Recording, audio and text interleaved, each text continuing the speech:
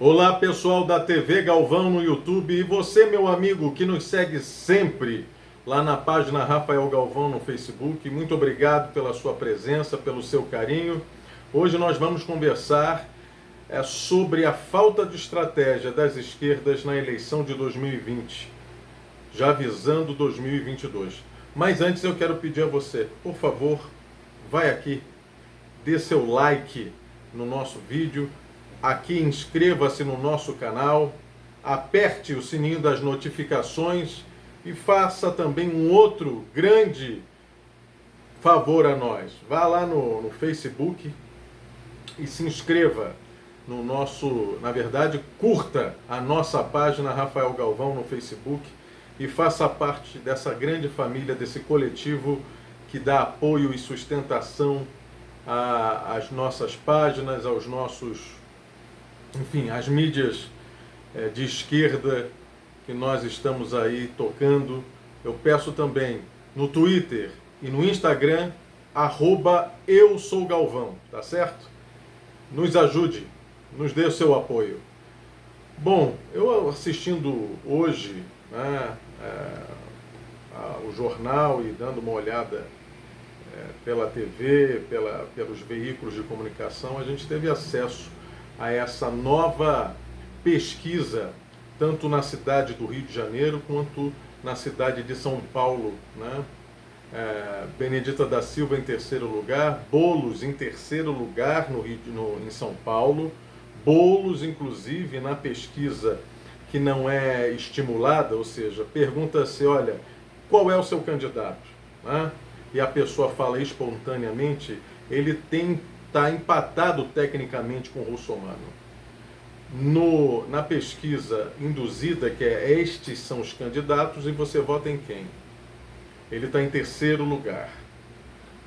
Então, de todas as candidaturas de esquerda, progressistas em São Paulo, a que tem mais musculatura para seguir em frente é a candidatura do Boulos.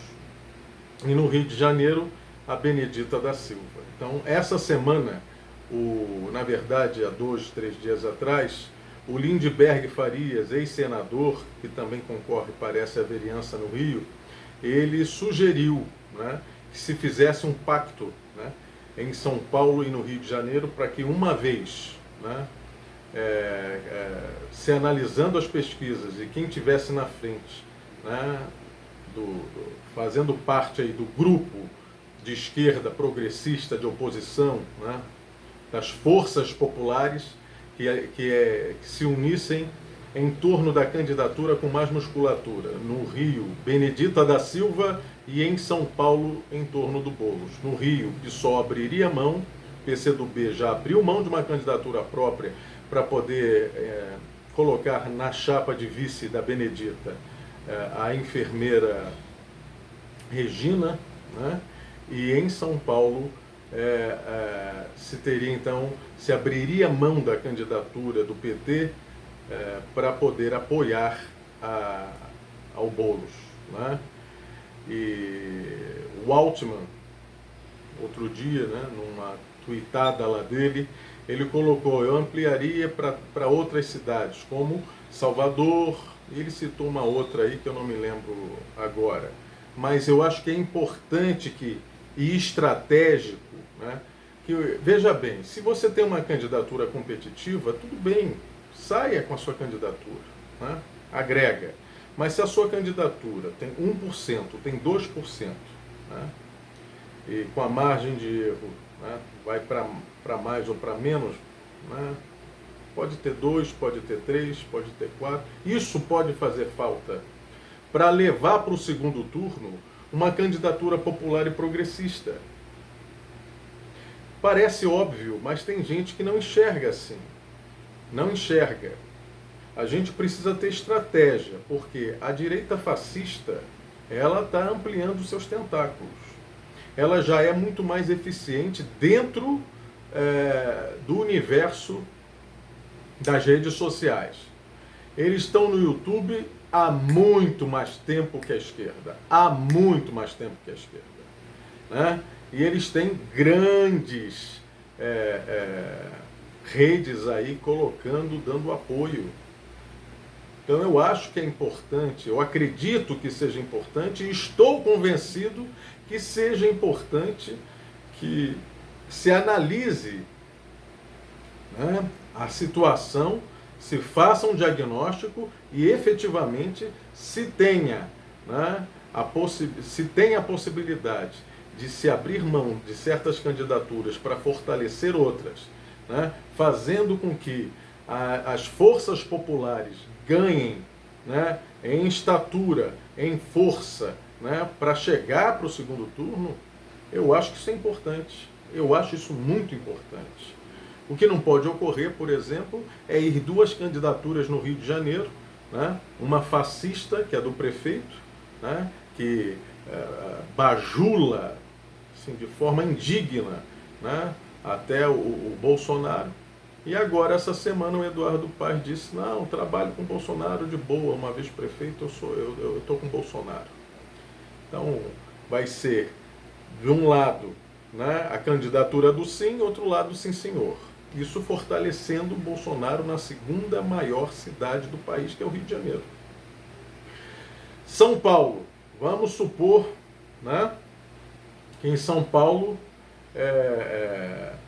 vem aí, tenhamos aí a candidatura,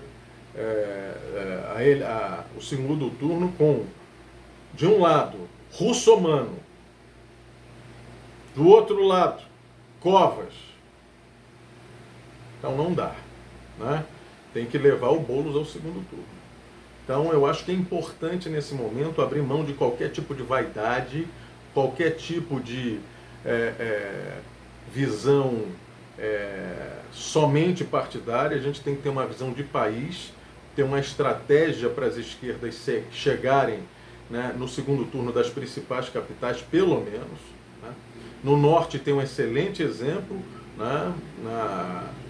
Em Belém, por exemplo, tem a candidatura do Edmilson lá, que vai ganhar no primeiro turno. O vice é do PT.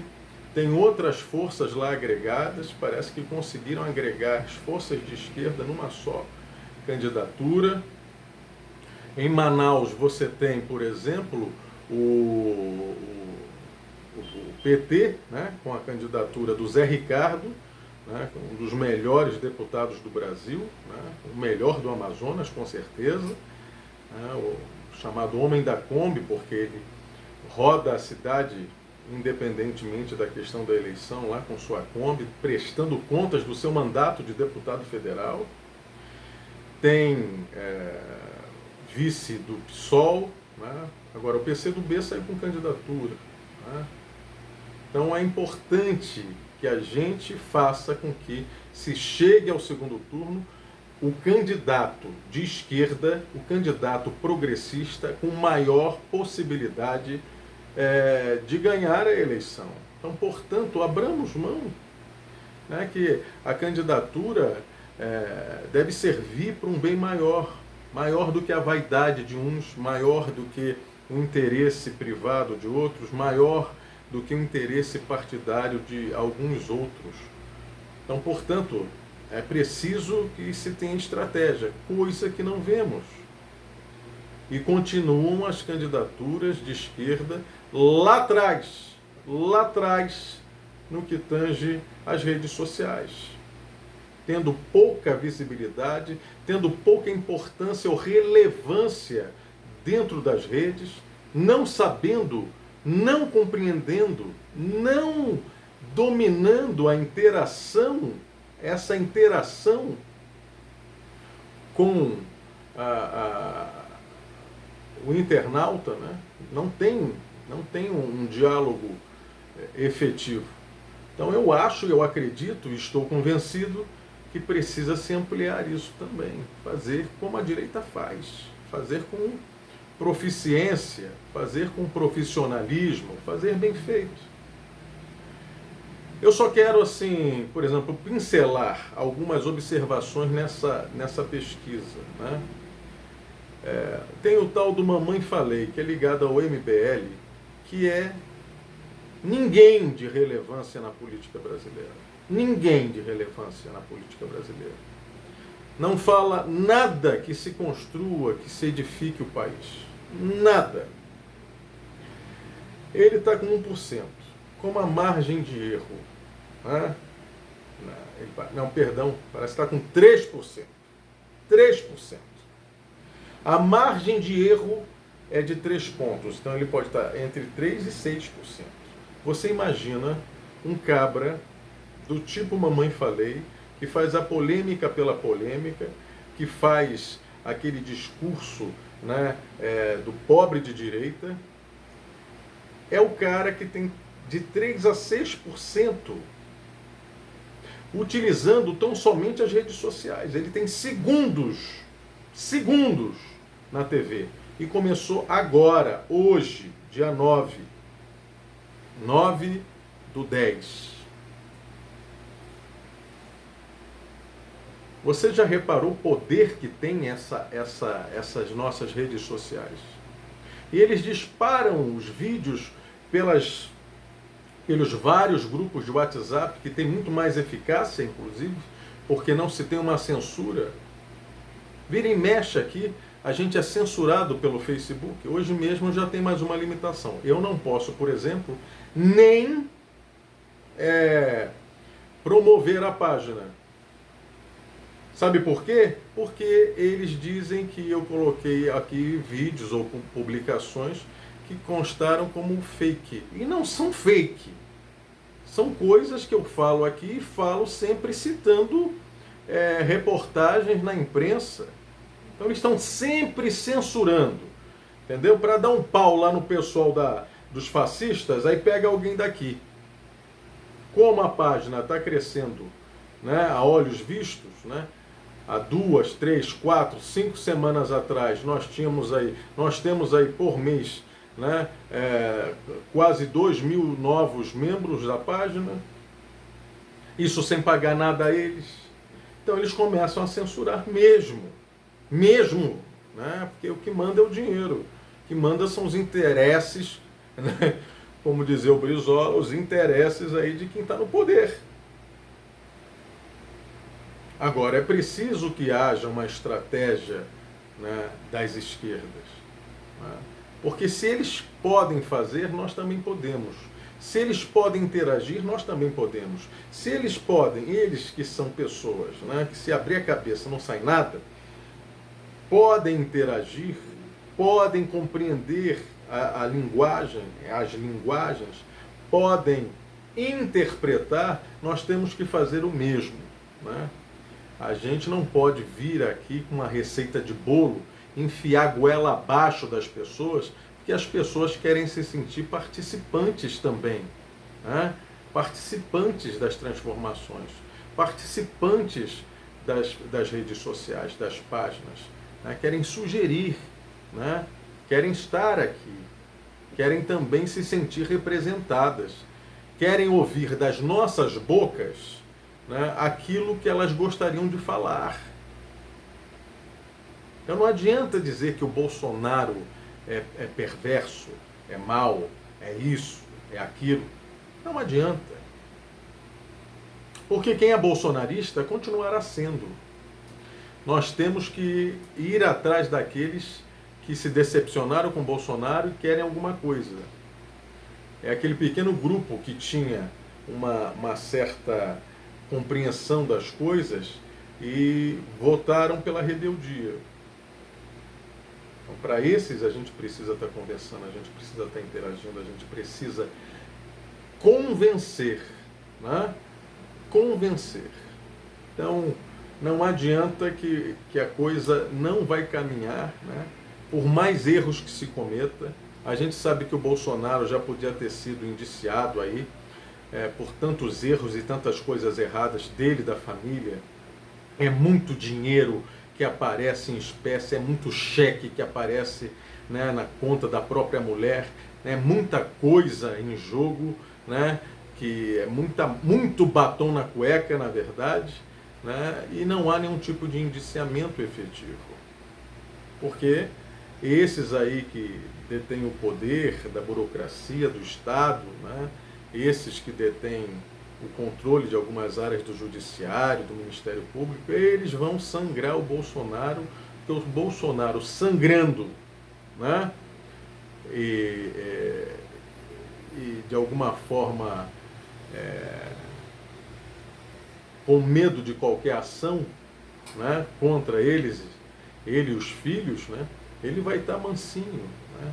Ele vai ficar uns 2 meses, depois dá um pinote, toma outra chibata, vai dar um pinote e engole a seco. E o que nós estamos fazendo enquanto oposição? Efetivamente, de forma competente, de forma a ter eficácia, de forma eficiente, de forma efetiva. O que estamos fazendo? Absolutamente nada com eficiência, com competência. Então a gente tem que compreender essa linguagem das redes, a gente tem que compreender as manifestações que vêm da rua, a gente tem que compreender aqueles que são hoje, né, o nicho deles, inclusive os evangélicos, compreendê-los, entendê-los, né, e aqueles que não são sectários, né, que não são extremistas, que não são terrivelmente evangélicos, né, ou os católicos carismáticos, né, eles vão compreender a verdadeira mensagem, eles vão compreender, né, as dificuldades, porque todos os dias o Bolsonaro e o seu governo nos dão munição contra eles, e nós o que fazemos? Então a gente tem que ter mais agressividade, né, nas nossas ações, agressividade na atuação nas redes. Eu falo agressividade, não é agressão, agressividade na atuação nas redes, agressividade nas críticas, né, a agressividade na ação, né, nos movimentos sociais, a agressividade, né, na interação com as pessoas. É isso que a gente precisa, é isso que está nos faltando. Então, ninguém larga a mão de ninguém, está todo mundo junto, mas a gente precisa ter ações coordenadas. O que não podemos é passar por incompetentes, né, como aqueles que esqueceram de como se faz oposição. Porque até isso o Bolsonaro faz. Faz o papel de governo e faz o papel de oposição. Atira e vai lá, bota a maçãzinha na testa para a flecha pegar e abater a maçã. Ele está jogando nos 4 cantos do quadrado, meu amigo. Ele está jogando no campo inteiro. Está tirando os nossos espaços. Porque nós permitimos. Como na política não existe espaço vazio, Bolsonaro está nadando de braçada. E você fica aí assistindo tudo como se não fosse também responsabilidade sua. Então, é o momento de estarmos nas redes, é o momento de estarmos interagindo, e é o momento da crítica feroz, mas coordenada, mas com inteligência, mas com método, mas com ciência, mas com estratégia, estratagema. Senão, meu querido, a gente vai fazer exatamente como o cara que nadou e morreu na praia. Eu agradeço a sua presença, fique sempre aqui com a gente. Grande abraço. Tchau, tchau.